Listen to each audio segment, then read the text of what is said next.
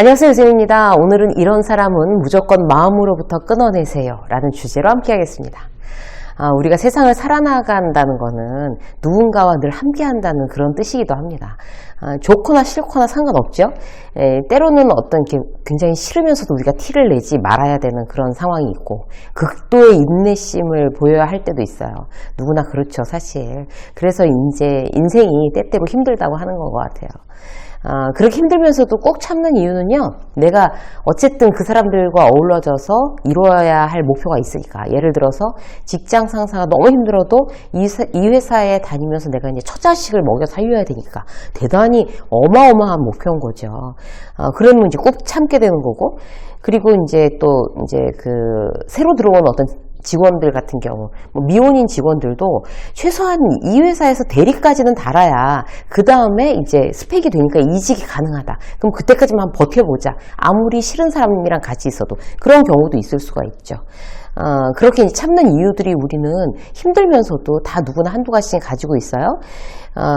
근데 이제 그렇게 우리가 누군가를 견뎌내는 거를 참는 건 다 다른 어떤 이유들이 있지만, 실제로 이제 그 공통점이 하나 있는 게, 아무리 이제 누군가가 싫어서 100번, 내 목표를 위해서 100번 양보할 수는 있지만, 자기 자신을 잃으면서까지 그렇게까지 지켜야 될 목표는 없다라는 게 공통된 점입니다, 우리에게. 어떤 사랑관계에 있어서 어떠한 상황이라고 해도, 어떤 중요한 목표가 있다고 하더라도 나 자신을 잃지 않도록 보호하는 거는 그것보다 더 큰 거거든요, 사실. 그러려면 그 사람하고 어떤 물리적으로 이렇게 헤어지지 못할지언정 정서적으로는 이제 반드시 이런 사람은 끊어내야지만 내가 나를 보호할 수가 있고 나 자신을 잃지 않을 수가 있는 그런 몇 가지 경우일 수가 있습니다. 오늘 이제 그런 이야기를 한번 해볼 거예요. 회사에서 물론 이제 싫은 사람이지만 꼭 참을 수는 있되, 이제 이런 사람이면 나 자신을 잃을 가능성이 많기 때문에 정서적으로 끊어내자. 첫 번째, 무시하는 사람이에요.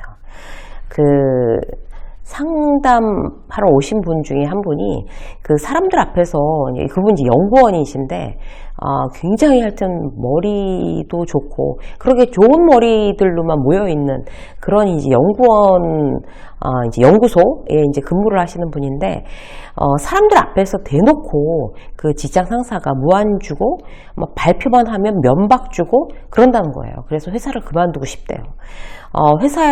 회의 시간에 이제 무슨 의견을 내면, 그래, 네 수준이다. 이런다는 거예요. 후배들도 있던데. 그리고 이제 그 아이디어를 이제 하찮게 여기고, 완전히 이제 무시당하는 거죠. 그럼 그 회사를 계속 다녀야 되냐, 다니지 말아야 되냐, 이제 이런 고민 때문에 오셨어요. 그래서 제가 뭐라고 여쭤봤냐면, 그 회사를 계속 다니고 싶으세요? 그 회사의 직원이고 싶으세요? 제가 여쭤봤어요. 그러니까 그러고 싶으시대요. 거기에 있어야 다음 스텝이 가능하다고 생각하시는 것 같아요.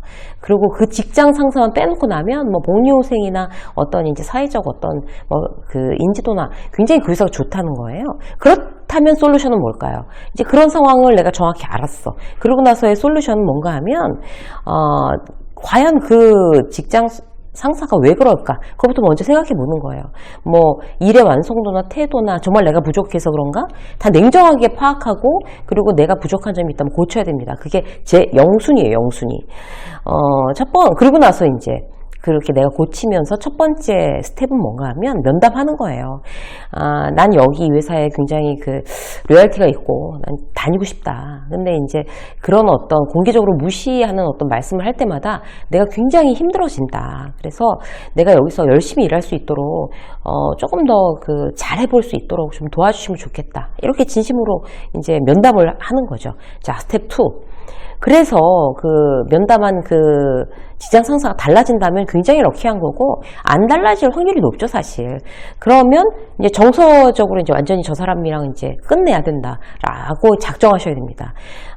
사람에 따라서는요, 누구 하나 찍어놓고 괴롭히면서 자기의 우월감을 느끼는 그런 사람들이 있어요. 그럴 경우 이제 내가 밥이 돼서는 안 되는 거예요. 작정해야지. 밥 되지 말자. 작정하고, 그렇게 당신이 나를 괴롭힌다고 그래도 나한테 안 먹힌다. 너한테 휘둘리지 않을 거야. 주눅들지 말고, 위축되지 말고. 이제 굉장히 나를 무시한다 그러면, 그럼 이런 나는 어떨까요? 쫄지 않는 걸 보여주는 게 굉장히 중요해요. 그렇게 노력하는 모습. 그리고 이제 그렇게 하면 이제 그 사람 때문에 굉장히 내가 이제 힘들어지니까 속으로 이렇게 생각하는 거예요. 내가 당신 같은 사람을 만나서 내가 1시간 준비할 거를 2~3시간 준비한다. 어차피 뭐 내가 더 많이 준비하고 내가 성장하는 길이다. 오케이. 내가 작정하고 한번 커볼 테니까 당신한테 휘둘리지 않을 거야. 이렇게 작정하는 거 굉장히 중요합니다. 그래서 이제 그런 사람한테는 정서적으로 난 당신이랑 이제 손절, 이렇게 마음을 먹고 시작하면 대단히 스트레스 지수가 떨어질 수가 있어요. 자, 두 번째 뭔가 하면요. 가스라이팅 하는 사람, 손절하셔야 됩니다. 대단히 만연해 있죠, 회사에서는. 근데 정작 당하는 사람은 그게 가스라이팅인지 뭔지 몰라요, 잘. 근데 이제 직장 상사나 선배가 이런 표현을 여러분에게 쓰고 있다면 그건 바로 가스라이팅이에요. 그 가스라이팅을 확인할 수 있는 몇 가지, 이제 말씀을 드릴게요. 그 무례하게 굉장히 폭언에 가까운 이야기를 하고 나서 굉장히 이제 나도 사람인데 기분 나쁘잖아요. 그래서 기분 나쁜 얼굴 티가 막 이렇게 나오면 다 너를 위해서 하는 말인데 그게 고가워? 이런 식으로 얘기하는 거. 나니까 이렇게까지 해주는 거야. 이런 말 쓰는 거 전부 가스라이팅입니다. 다 너를 위해서. 나니까 이렇게까지 해주는 거야. 다 가스라이팅이고요. 선배가 그런 말 할 수도 있지. 사회생활을 하면서 그렇게 지나치게 예민하면 돼? 이런 식으로. 만약 자기가 무례하게 한 어떤 태도가 문제가 아니라 나의 어떤 그런 리액션이 문제라는 식으로 이제 예민하다는 식으로 윽박 지르는 경우, 이것도 가스라이팅이에요. 그리고 이제 한번 내가 이제 소심하게 반항했어요. 용기를 내서. 그러면 갑자기 거리를 두고 투명인간 취급해. 아는 척도 안 해서 이제 나를 다시 조정하려고 드는 거, 가스라이팅입니다. 그리고 또 뭐 일거수일투족 다 컨펌 받으라고 그러는 거예요. 마치 애 취급하는 것처럼. 그래서 뭐 그걸 이제 일거수일투족 다 이제 컨펌 받는 걸 너무 힘들어하면 배우려는 의지도 없고 열정도 없고 너를 어디다 쓰냐 이런 식으로 얘기하는 거 전부 가스라이팅입니다. 그런 경우에 진짜 내가 정말 문제가 있나? 내가 정말 부적응한 건가? 이렇게 생각하는 경우가 있어요. 그런데 이런 전형적인 직장생활의 가스라이팅은 알아차리는 게 굉장히 중요하고, 그렇게 가스라이팅을 계속 하는 사람한테 벗어나기 위해서는 용기가 필요해요. 용기를 내서 보여주고, 자, 멈추게 해야 그 가스라이팅 하는 그 사람이 다른 먹잇감을 찾아서 사냥을 떠납니다. 이제 더 이상 내가 밥이 안 되는 거죠. 만약에 이제 내가 반항했어요. 잘하신 거예요. 그렇게 해야죠. 자, 그렇게 이제 가스라이팅 하는 이야기를 하면 그런 말씀 대단히 부담스럽습니다. 그런 얘기 안 두고 싶습니다, 선배님. 이라고 용기를 내서 말씀하셔야 돼요. 그러면 뭐 눈도 안 마주치고 그 다음부터 나를 더 괴롭혀. 그러면 그러려니 하고 이제 어차피 내가 거쳐야 되는 과정이다 이렇게 생각을 하고 여전히 담대하게 아무 일도 없다는 듯이 직장생활하는 게 중요해요. 만약에 경력으로 들어간 직장에서 그렇게 말리기 시작하면요, 진짜 실패하기 되게 쉬워요. 뭐 어차피 그렇게 말려 들어가도 실패하는 건데 나 여기서 승부수를 걸겠어. 저 사람하고는 정서적, 내가 물리적으로 같이 있어야 되지. 내 직장 상사니까 같이 일을 해야 되고 같이 회의를 해야 되고 협업을 해야 되니까.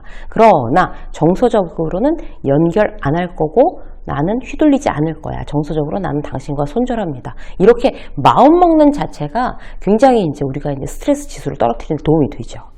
자, 세 번째, 어떤 사람이랑 손절하셔야 돼요? 자존감 떨어뜨리는 사람. 내 자존감 떨어뜨리는 사람하고는 무조건 손절이에요. 자신의 자존감을 떨어뜨리는 사람에게서는 얼른 빠져나오셔야 되는데요. 그러니까 일단 직장 상사라고 해서 나를 굉장히 탐탁지 않은 듯한 눈으로 이렇게 노골적으로 쳐다보거나 몸짓을 하거나 막 고개를 절레, 내가 얘기하면 고개를 막 혀차면서 고개를 절레절레 흔드는 거 대단히 무례한 겁니다. 자존감을 떨어뜨리자고 작정한 거죠. 그러면 이제 이유를 물어보셔야 돼요. 자, 첫 번째는 이유를 물어보셔야 돼요. 제가 뭔가 잘못된 점이 있으면 말씀해 주시면 제가 이제 시정하겠습니다. 물어보셔야 되는 거예요. 그냥 눈치만 보고 주눅 들어있고 그럼 이미 이제 물어보지도 못하면 이미 말려든 거예요. 자존감을 손상시키는 사람은요, 남한테 대해서 공감 능력이 없어요. 일부러 더 내 말에 이제 공감을 안 하려고 하는 거일 수도 있어요.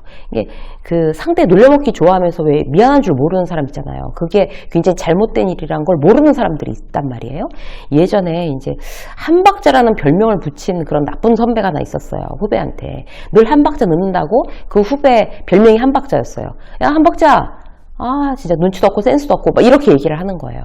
그래서 회식 자리에서도 한박자 한번 해봐. 뭐 이제 막 이렇게 하다가 그때 한번 이제 그 후배, 그렇게 놀림을 당하던 후배가 한번 이제 완전히 술 먹고 이제 폭발해가지고 술 기운을 빌려서 왜 나한테 한박자라고 부르냐 이래가지고 막 대들고 난리가 난 적이 한 번 있었어요. 실화예요. 사고 난 거죠. 하극상 일어난 거고. 그러면 어떻게 돼요? 그렇게 한박자라고 불렀던 그 사람도 굉장히 그 후배한테 이제 들이받쳤으니까 망신당한 거지만 그런 자리에서 그렇게 폭발해버리면 그 사람한테도 결국 좋은 게 못 됩니다. 그래서 어떻게 하셔야 돼요? 계속 질질 끌려다니는 게 아니라 자, 정서적으로 손절하고 당신과 나는 임시로 함께 일하기는 하는데 나는 당신이랑 전혀 정서적으로 관계없는 사람입니다. 정서적으로 연결고리를 의도적으로 끊어버리고 그 사람들에 대해서 스위치 내리는 거. 그리고 스위치 내렸으니까 난 조금 더 당당하게 그렇게 한박자라고 부르시는 거 그거 굉장히 불편하고 아주 힘듭니다. 그렇게 부르지 말아주세요 라고 정확하게 그 사람이랑 정서적으로 단절을 해야 그 얘기가 나오기가 훨씬 더 쉬워요. 그래서 이제 그렇게 말씀하시는 용기 나 자신을 보호하는데 대단히 중요합니다. 오늘은 여러분들과 함께 정말 어쩔 수 없는 상황에서 함께 있어야 된다 그러면 무조건 마음으로부터는 끊어내자라고 작정해야 되는 3가지 유형의 사람에 대해서 함께 나눴습니다. 여러분들의 더 건강한 그런 인간관계를 응원합니다. 유수민 직장 수업 오늘 여기까지 하겠습니다. 고맙습니다.